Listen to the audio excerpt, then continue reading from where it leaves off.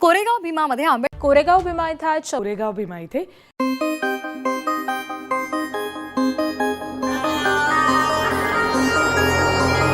एक जानेवारी शौर्य दिवस आला की इथल्या जातीयवादी लोकांच्या मनातील जातीवादी किडा वळवळ करायला लागतो. या लोकांना काही करून शौर्य दिवसाला टार्गेट करायचं असतं आणि यासाठी यांच्याकडून प्रयत्न चालू असतात. आणि हे जातीयवादी लोक जे आहेत प्रत्येक प्रकारचं कृत्य करून पाहतात. आता हा नवीन कोणीतरी पेशवा आला आहे आणि हा म्हणतोय की 1 जानेवारी शौर्य दिवस नाही तर गद्दार दिवस म्हणून साजरा करा. सर्वात अगोदर या मूर्ख माणसाचा हा व्हिडिओ तुम्ही पहा. उनको मुगल बादशाह पकड़ने थे।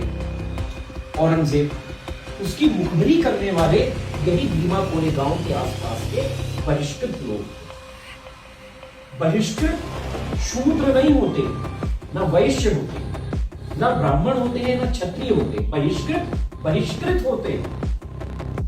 उनके पूर्वजों ने कोई ऐसा अक्षम्य अपराध किया होगा जिसके कारण उनको बहिष्कृत किया गया।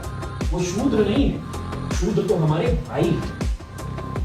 यामध्ये तो नेमकं काय म्हणतोय तुमच्या लक्षात तर आलंच असेल. आपण नेहमी पाहतो दरवर्षी भीमा कोरेगाव शौर्य दिवस आला की असले लोक जे आहेत ते समोर येतात आणि काहीतरी बदलतात जेणेकरून दोन समाजांमध्ये तेढ निर्माण होईल किंवा त्याचसोबत दोन समाजांमध्ये भांडण किंवा वाद लागून महाराष्ट्रामध्ये काहीतरी वाद पेटेल असंच या लोकांची मेंटॅलिटी असते. ह्याच प्रकारचं 2018 मध्ये देखील कृत्य करण्यात आलं होतं. आपण ते पाहिलं होतं आणि त्याची किंमत आपल्या मुलांना आजपर्यंत मोजावं लागत आहे. नेमकी काय किंमत मोजावं लागत आहे आपण समोर पाहणार आहोत. परंतु त्या अगोदर या पेशव्याला एक उदाहरण देऊन सांगायचंय. बौद्ध समाजाच्या किंवा शौर्य दिनाच्या नादी लागलं तर नेमकं काय होतं.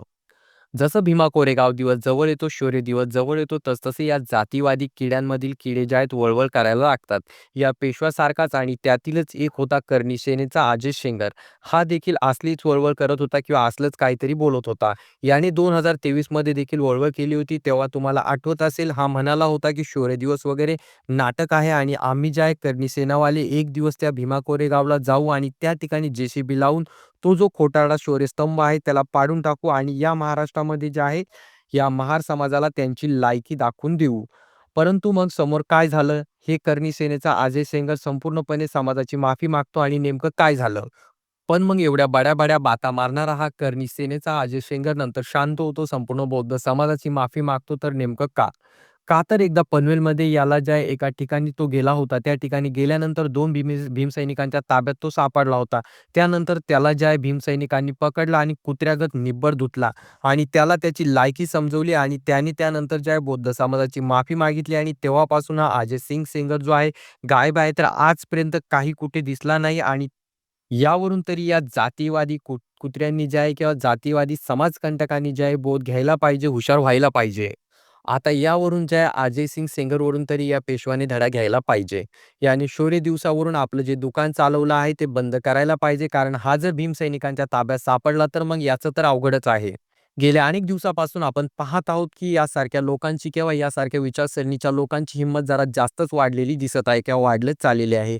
कारण हा पेशवा जो आहे शौर्य दिनाला गद्दार दिवस साजरा करा म्हणत आहे. पण मग त्यासोबत ग्वालियरचा एक वकील आहे ॲडव्होकेट अनिल मिश्रा, हा देखील खूप वळवळ करताना आपल्याला दिसतो. त्यांनी सर्वात अगोदर मध्य प्रदेशमधील ग्वालियर हायकोर्टामध्ये बसविली जाणारी डॉक्टर बाबासाहेब आंबेडकरांची मूर्ती जी होती किंवा जो काही पुतळा होता त्याला विरोध केला. त्याने त्या ठिकाणी विरोध करत असताना त्याने देखील 2 समाजामध्ये तेढ निर्माण कशी होईल याचा पूर्ण प्रयत्न केला होता.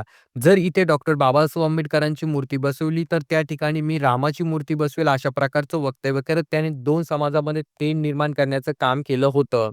तेव्हापासूनच याची हिंमत जी आहे खूप मोठ्या प्रमाणात वाढली आहे. याने जे आहे त्या मनुस्मृती दहन दिनाच्या दिवशी सपकाळ दिन दिवस साजरा करायला सांगितलं होतं आणि त्या दिवशी त्यांनी स्वतःच्या ट्विटर हँडलवरून डॉक्टर बाबासाहेब आंबेडकरांचा फोटो जाळतानाची एक पोस्ट टाकली होती. आणि तरी देखील मध्य प्रदेशमधील आंबेडकरवादी शांत आहेत का हे समजायला तयार नाहीये आणि या वकिलाला अजूनही अटक झालेली नाही. त्यामुळे सरकारच्या मनस्थितीवर आणि त्याचसोबत त्या ठिकाणी असणाऱ्या लोकांवरती प्रशासनावरती प्रश्न उपस्थित होतो. का करत असेल पोलीस प्रशासन आणि का बरं सरकार त्याला पाठीशी घालत असेल. आता प्रश्न उपस्थित राहतो की हा जो पेशवा आहे किंवा याची जातीवादी जी मंडळी आहे असं का करत असेल. तुमच्या मनात देखील हा प्रश्न उपस्थित राहिला असेल तर तुम्हाला सांगू इच्छितो भीमा कोरेगाव बद्दल जे 2018 मध्ये घडविण्यात आलं होतं त्याच प्रकारचं या लोकांना पुन्हा घडवायचं आहे. अगोदर यांनी महाराष्ट्रापुरतं केलं होतं परंतु यांना जे आहे संपूर्ण देशभरापर्यंत असं प्रकरणं घडवायचे आहेत.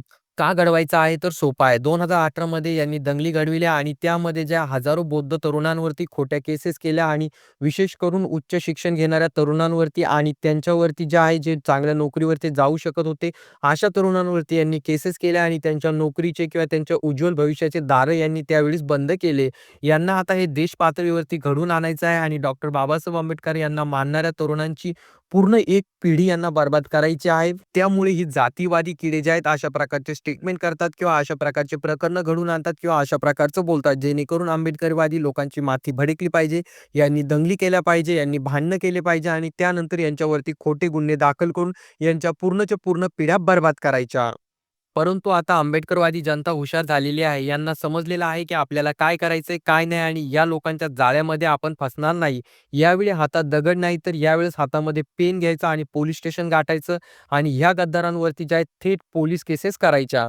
आता आपण फक्त एकच काम करायचं, इथून पुढे कायदा बिघडवायचा नाही किंवा कायद्याला जे आहे टक्कर द्यायची नाही, तर कायद्यानेच या लोकांना धडा शिकवायचा. हेच आता प्रत्येक आंबेडकरी व्यक्तीने मनामध्ये ठरविलं पाहिजे. आता प्रश्न हा उपस्थित राहतो, की शौर्य दिवस जर साजरा होत असेल, तर यांची का जळते?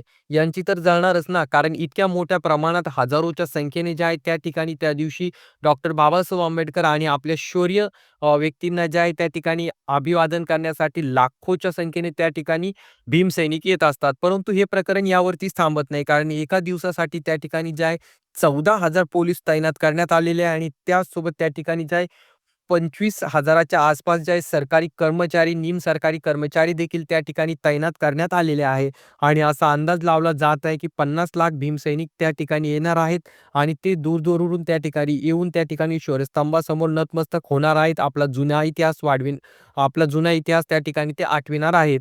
परंतु मग यांना जळण का होते? कारण त्या दिवशी यांच्यातील काही लोकं दारू पिऊन रस्त्यावरती पडलेले असतात. नवीन वर्षाच्या दिवशी इकडे-तिकडे जाऊन पार्ट्या करत असतात. परंतु त्याच दिवशी बौद्ध समाजाचा तरुण प्रवर्ग त्या ठिकाणी जातो. आपल्या वर्षाच्या नवीन वर्षाच्या पहिल्या दिवसाची सुरुवात जी आहे आपल्या शूरवीरांना आठवून त्यांच्यासमोर मानवंदना देऊन त्या ठिकाणी नतमस्तक होऊन साजरा करत असतो आणि यावरूनच या लोकांना जे आहे जळण होते, जळफळाट होते. कारण यांच्या तरुण पिढ्या ज्या आहेत दारू पिऊन, सिगारेट पिऊन रस्त्यावरती धिंगाणा घालत, गाड्या-घोड्या पळवत त्या ठिकाणी नवीन वर्षाचं स्वागत करत असतात. तर त्याउलट ज्या समाजाला या ठिकाणी यांनी कसलाही अधिकार दिला नव्हता किंवा ज्या समाजाला शिक्षणापासून वंचित ठेवलं होतं, त्यांची सर्व मार्ग बंद केली होती. तो समाज त्याच दिवशी शौर्य दिनाच्या दिवशी म्हणजे नवीन वर्षाच्या पहिल्या दिवशी जे आहे दारू वगैरे न पिता फक्त थेट भीमा कोरेगाव या ठिकाणी जातो आणि फक्त महाराष्ट्रातीलच लोकं नाही, तर संपूर्ण देशभरातील देश पातळीवरती त्या ठिकाणी बौद्ध समाजाचा आंबेडकरवादी तरुण प्रवर्ग त्या ठिकाणी जातो. शौर्यस्तंभाच्या समोर नतमस्तक होतो. आपल्या पूर्वजांना मानवंदना देतो आणि नवीन वर्षाची सुरुवात इतकी सुंदर पद्धतीने करतो त्या ठिकाणी. त्यामुळे या ठिकाणी असणाऱ्या जातीवादी लोकांना कसं तरी होतं, या पेशवासारखे किंवा त्याचसोबत तो जो वकील आहे मिश्रा, यासारख्या लोकांना कसं तरी होतं, यांच्या मनामध्ये जळफळाट व्हायला लागते. कारण लाखो तरुण त्या ठिकाणी येतायत, मानवंदना करतायत आणि मग आपण काय करायचं, तर यांच्या तरुणांना टार्गेट करायचं. ही पिढी शिकून पुढे चालली का, तर यांच्यावरती केसेस घडवून आणायच्या, दंगली घडवायच्या आणि यांची पूर्णची पूर्ण एक पिढी बरबाद करायची. परंतु इथून पुढे आंबेडकरवादी समाज यांच्या या गोष्टींना भुलणार नाही किंवा कायदा हातात घेणार नाही, हे आपण ठरवायचं आहे. यांना धडा शिकवायचा, यांना सोडायचं नाही. परंतु या लोकांना धडा जो शिकवायचा तो कायद्याने शिकवायचा. यावरती तुमचं काय मत आहे? खाली कॉमेंट करून सांगा आणि चॅनलवरती नवीन असाल तर आपल्या चॅनलला नक्कीच सबस्क्राईब करा.